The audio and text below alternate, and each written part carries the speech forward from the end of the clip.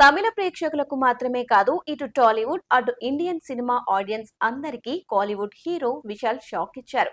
Heroine Sai ధన్సికాతో తాను ప్రేమలో ఉన్నట్టు అనౌన్స్, అంతేకాదు త్వరలో పెళ్లి చేసుకోబోతున్నట్లు తెలిపారు. అటు సాయి ధన్సిక కూడా విశాల్ ను బేబీ అనే స్టేజ్ మీద పిలిచారు.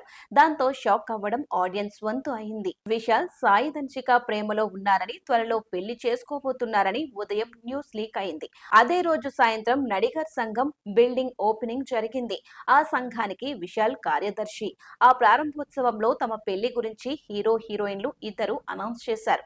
ఆగస్టు 29న తామిద్దరం పెళ్లి చేసుకోబోతున్నట్లు విశాల్ సాయి ధన్సిక తెలిపారు.